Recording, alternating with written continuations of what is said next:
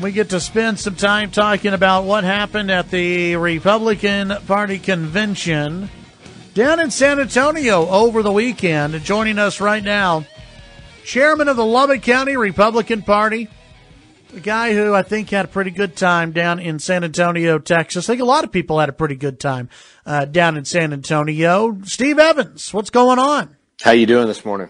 Doing great. Thanks for joining us today. I have a good time, but I struck out. I tell you, I'm a real policy wonk and rules wonk. Those that know me and travel to the conventions with me, and man, when things are not done right, I really lose it. But does that mean, had a good time. Does that mean that there were some things that were not done right? Well, there's always those little nuances. People don't understand the rules and how they work, and it causes a lot of confusion. And I'm going to tell you, had I not talked to Matt McCowiak at the convention, I would have just asked what convention was he at, because we didn't leave united. We left divided. Really?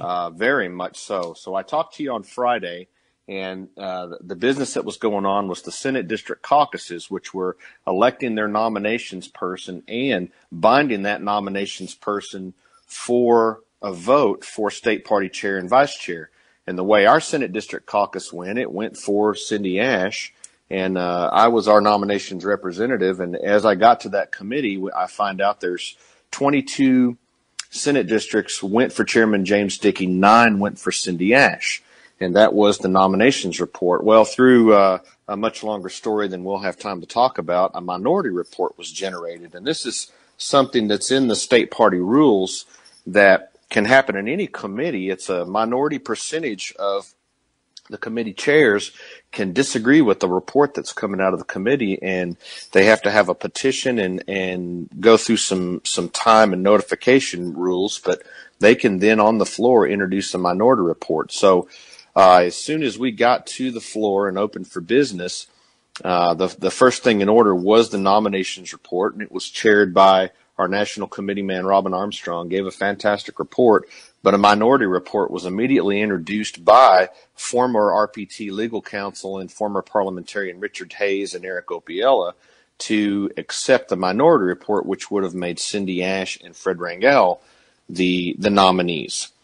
This caused a lot of confusion and a lot of anger. I had a lot of people mad at me initially because they thought I had gone in and somehow cast a different vote because I was not part of the minority report, but cast my vote as a nominator. So people just don't understand what happened there, and it caused a lot of confusion and forced a roll call vote. Yeah. And a roll call vote is literally pieces of paper distributed to every single person at the convention where they write their choice on it. It's all tallied, and then it's weighted by delegation strength and counted and then reported. It's a long process. You're at least an hour to do a roll call vote. Yeah. They forced a roll call vote on an issue that was moot because Cindy Ash had won 3 Senate districts and could just be nominated from the floor and go into a single roll call vote. Instead, they attempted to force 2. So we had this mass confusion, and it was clear that from the hollering back and forth, we had a big division in the room, and eventually Eric Opiella made a wise decision, removed himself from the minority report, which killed that business on the floor. We went into nominations and speeches where each candidate was allowed to address the delegation for 5 minutes, and I got to tell you, Chad, I've never seen anybody in my life burn a campaign to the ground in 5 minutes the way Cindy Ash did. It was grandiose. It's on YouTube. Go look at it. It was fantastic. Yeah, she received quite. I was watching online because I was Twitter was lighting up during this entire process, during the nominating process. And so I turned it on to see what was going on, and the numbers on YouTube kept on going up as the minutes were going by. And when she got up there to speak, you know, it all started off real nice, and then all of a sudden it wasn't even 5 minutes. She burned it down within 3 minutes, I think, because it started off as just a, hey, thank you very much for having me, blah, you know, yada, yada, yada. And then all of a sudden she starts accusing people of things. And I mean, just people were booing her and yelling at her to get off the stage. And I think that was her saying, okay, I'm done. I'm out of here. It was absolutely unbelievable, and I was so dumbfounded I couldn't even get a phone picked up to tweet, to do anything. Thank goodness somebody was. I'm just, my jaw on the floor. I couldn't believe it. She had the opportunity. I mean, you voted in caucus, every single member, and probably more because a lot left. They were upset, but every single member of that delegation had voted in caucus. She knew what the results were going to be. And yes, our rules allow for one last attempt on the floor, and I love our rules, and I'll fight to keep them. It's really protects the minority in the convention, the minority voice, and lets everybody speak. But gosh, she should have come up and just congratulated the chairman and conceded and gone home and saved us a whole bunch of time. What it did, it just burned up a whole bunch of time on our agenda. Yeah. But wow, what a way to burn a campaign down. And then I was just getting pictures that were being texted to me while we were voting of her on the street headed out of there. She didn't even stick around for the vote. So wow. We were forced to spend an hour and go through this process for nothing. And as a result, going into Saturday's business, our numbers were greatly reduced, and a good many of the apparent Cindy Ash supporters didn't stick around on Saturday. So I don't know if Matt stuck around on Saturday, but yeah, man, it was a divided convention in the end. So, okay, on this process, though, of nominating the convention, and then we'll take the break here in a second, then we'll come back and actually talk about the platform, which is, I'm sure, what a lot of people are interested in and knowing what exactly it's used for. But did you say that the Senate district, our Senate district, went for Cindy Ash? Our Senate district did go for Cindy Ash. There was a tremendous amount of Cindy Ash support. Huh. And I'll note that our RNC committee woman, Tony Ann DeShiel, was a Cindy Ash supporter. Tony is great friends. We've worked really closely with her here in Lubbock County. She's been friends with our Lubbock area Republican women, and she has a lot of representation here. So I'm not surprised. We had a large contingent that went for Cindy Ash, and fantastic. We had a really interesting Senate caucus and great votes. But the day of the actual vote on the floor, our Senate district did flip for James Dickey. Okay, that's what I thought. I thought I had seen some numbers because on the YouTube video they kept a tally of the different district, and I thought I saw that our district went for Dickey. So was it that people were just disgusted with how Cindy Ash kind of went out in a blaze of glory, or was it that people just decided they weren't going to support her anymore? What happened there, you think? Well, I think it was a combination of, yes, it was a disgusting speech, and even we may not have time to talk about it till after the break, but even some weird political stunts that happened on the floor. But I think a combination of that terrible speech and just low energy in the room. People had left. I don't think we tallied as many votes as we did in caucus, but it was still a very narrow margin. We were still pretty well split down the middle, but we did turn there in the end for James Dickey. Yeah, it wouldn't have surprised me if people left. I mean, I was sitting there going, I'd be heading for the doors, going to the Riverwalk, getting a margarita at this point, because there was just, I mean, the different, I can't remember who was up, trying to, let people speak when they were, given time to speak and everything else. She did an amazing job. Well, that trying is to control. Vice Chair Amy Clark, and I got to tell you, man, she did awesome. She's a tremendous woman. This is a woman that was in labor and Skyped into committee meetings a while back at our SREC meetings, and she's a homeschooling mother, and several times I saw that homeschooling mom glare and just shut people down. She's fantastic. Yeah, she did. Really sad to see her go. Yeah, she did a great job. All right, let's go ahead. We'll take the break. When we come back, we'll talk about the platform that was passed. It's made some news. It's made some headlines. We'll talk about that and how all this is put together, the process, and what it actually means at the end of the day with Chairman of the Lubbock County Republican Party, Steve Evans. Chad Hasty Show, KFYO. Chairman of the Lubbock County Republican Party, Steve Evans, joins me. He was in San Antonio over the weekend with many other delegates talking about the platform and deciding, I guess, the future of the Republican Party in Texas. Steve, let's talk about the platform. It's made some news. First, tell us what the platform is and what the purpose is of the platform. Well, before I do that, Chad, let me add something to kind of the business that happened. So the vote on Friday for chair was over at 5:15, and we had the hall and the agenda scheduled till 6:30, which should have been our rules debate, which are the rules that govern us for the next 2 years, and some legislative priorities. The chairman, after being elected, and granted it was kind of hairy there, but he adjourned, and they all went to the gala, and I'm kind of left sitting in the hall going, man, we've got an hour and 15 minutes. We can conduct some business. Coming into Saturday, we took that business back up and got one, I think just one, maybe two amendments to the rules. And there was another amendment that 256 county chairmen in the state of Texas had agreed we wanted to add to the rules. And a motion, which here's where I said the rules, people don't always understand how they work, and they don't always do them right. Motion was made to just kill that whole rules debate and shut it down. So I was pretty upset because, the platform is one thing, but when you talk about rules that govern even how the county parties do business, it's a pretty important thing because we've got to live and die by that for the next 2 years. Yeah. But moving on to the platform, and you may have to reboot your question there because now I've forgotten it, but we did get into that platform debate. What is the overall purpose of the platform? Well, the overall purpose of the platform is to give a mission statement. It's got a preamble in it. It's got core beliefs, and then the million planks in it that are all the various things that the Lubbock County, or not just the Lubbock County, but the Republican Party of Texas believes in. And one noteworthy thing is there was an attempt to replace the whole platform with a shortened version.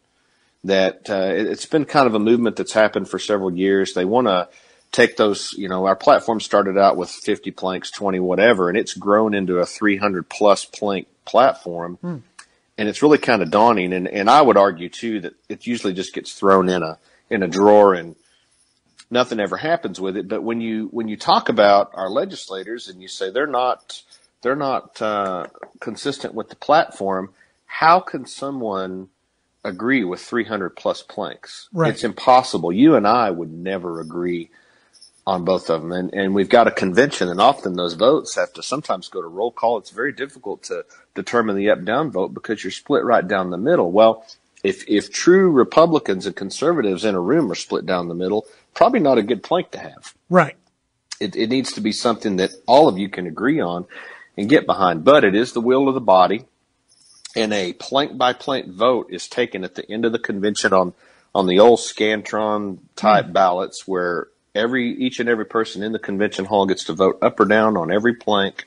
Majority wins, and that becomes the body of work. But, a big effort was made to try to shorten that. And I'll note that here in Lubbock County, we're one of the 4 or 5 counties that have our own platform.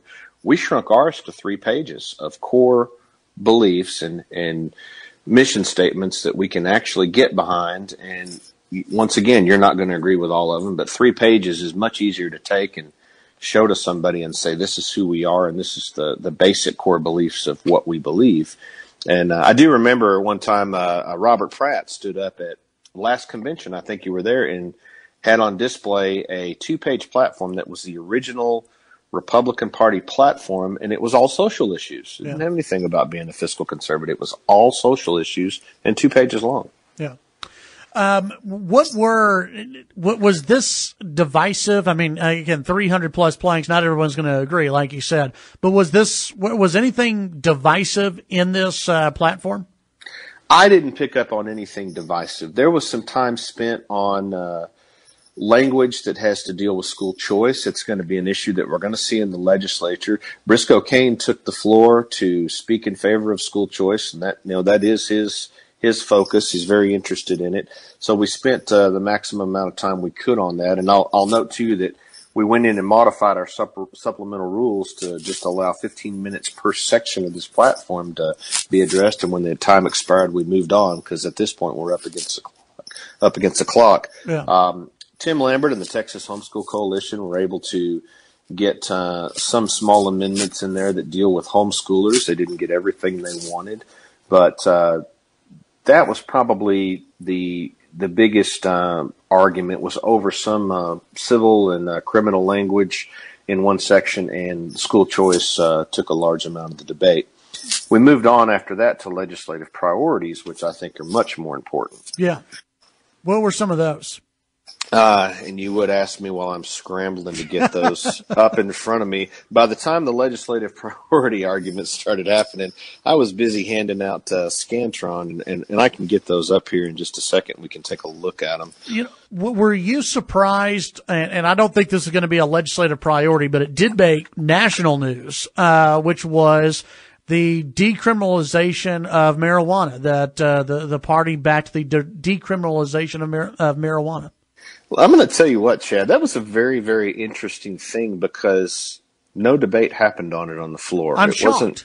It wasn't brought up. I think people just missed it. And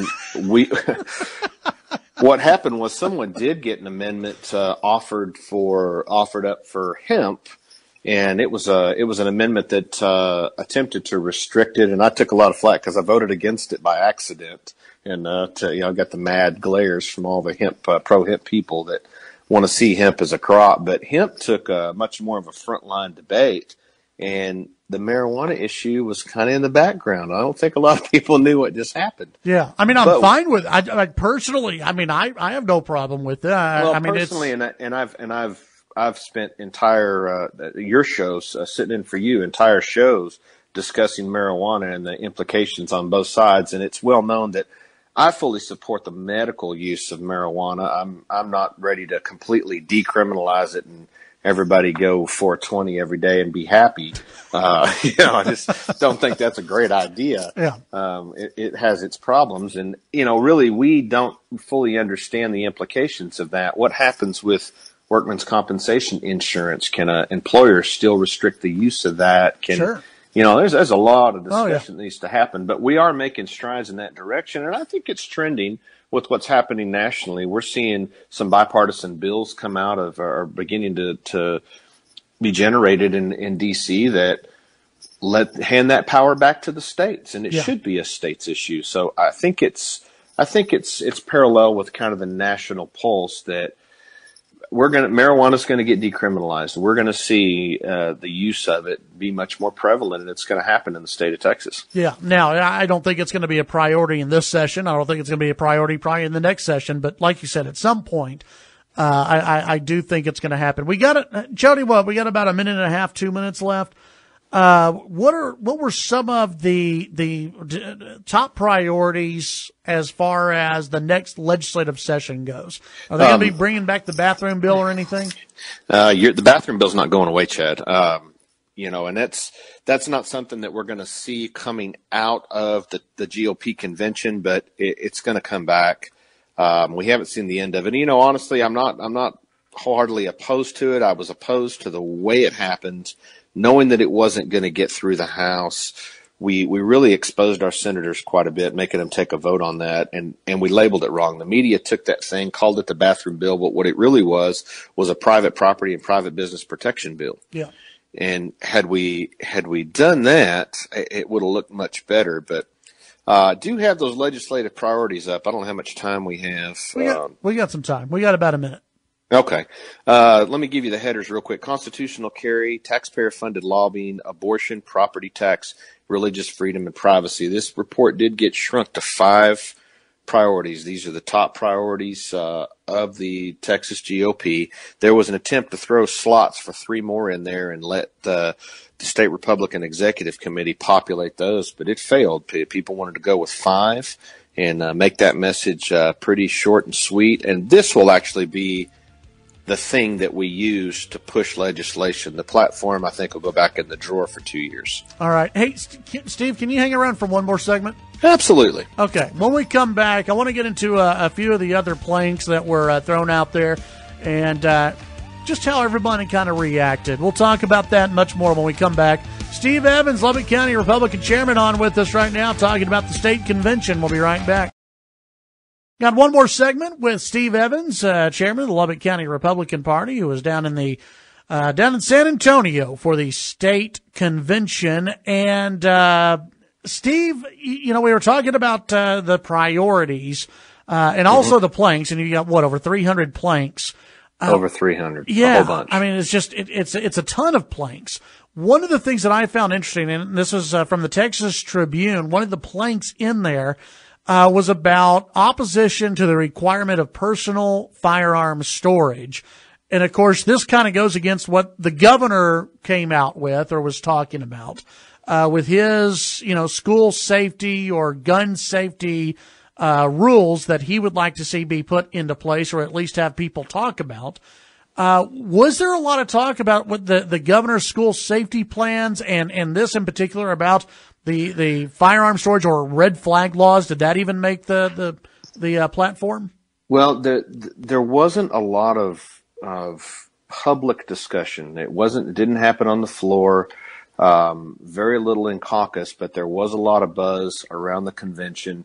It's real easy to tell what they support. There's tons of stickers and swag and signs, and you can usually kind of walk around and find people who are pro-constitutional carry and who are really serious about abortion. And it is actually kind of fun to walk around and just visit with people. And people, as a general rule, do not agree with the governor. And, I understand that the governor's position. It's something that has to be said. Something has to be looked at. That's the reaction that has to happen. We see our president react nationally, but we have to be careful that we're not so quick on the trigger, no pun intended, to come up with something that, really is against our constitutional rights, coming into our homes and telling us you have to have these storage laws when we've already got laws on the books that provide a penalty for making a firearm available to a child. Why are we now looking at strengthening that legislation or just building another redundant law on top of that? Yeah. People, as a general rule, especially conservatives in Texas, do not agree with the governor on this. And so when it comes to these priorities and the platforms, and you kind of touched on this earlier, that no one's going to agree 100% with all 300 of these. There's no way that can happen. No way possible. How can Republicans and how can voters use this, and how can elected officials or wannabe elected officials really use this to hone in their message to voters? You really can't. It just can't be done. Now, what a legislator can do is they can take the platform and say, I agree with this part, this part, this part.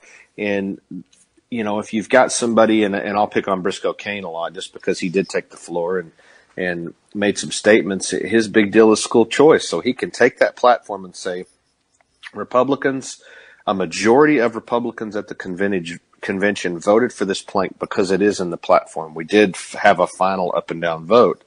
And he can use that to strengthen his position on the floor of the House to his constituency. So it can be used. The problem with the platform is we have Rule 44, and it got famous because it's the censure rule that allowed us to censure Strauss. A resolution was passed at the convention to censure Byron Cook, and that rule uses the preamble and key core principles in the platform as the criteria to measure that person that they're intended to censure. So we have to be very careful what that document is, because it's then going to be used to negatively impact a sitting official or somebody running for office. Yeah. That's why legislative priorities are so much more powerful, because those are something that will continue to reinforce and will be pushed on the legislator. We've got them down to 5. It's not hard to look at to say this is truly what the Republican Party of Texas would like the legislators to do, is these 5 priorities. We have more of a hope of getting them to react to those than 300 and plus planks in our platform. But it does serve a purpose, and I'm not going to tell the folks that went from Lubbock County down on Monday and fought in those committees to get their language and get what they wanted in that platform, that platform is all for naught, because it is, and it's something that really brings out the passion in convention goers. Yeah. But it's just such a hard document to really use. Legislative priorities and core values are just so much more powerful. Yeah. All right, Steve, as we wrap it up, any final thoughts on how the convention went or anything that people need to know? Well, Chad, it's an off year. It's an off cycle. midterms, so we don't have as much energy. But so many people out there continue to ask, how do I get involved? You, each and every voter out there, can be part of this process. Get involved with the local party at lubbock.gop.org. You can, there's local meetings going on. You can be part of the convention, and, really the food and the places that we go is fantastic. I had a wonderful dinner on Saturday night with a view of the Alamo. It was the coolest thing I've ever done. We ate well, so that's what I could say for San Antonio. Listen, if you go to San Antonio and you don't eat well, then you're doing something wrong. You're doing it wrong, because there's not a shortage of food. Even the hotel food is phenomenal. Awesome. Steve, thanks for joining us today. Hey, thank you, Chad. Have a great day. You too. That's Steve Evans, chairman of the Lubbock County Republican Party.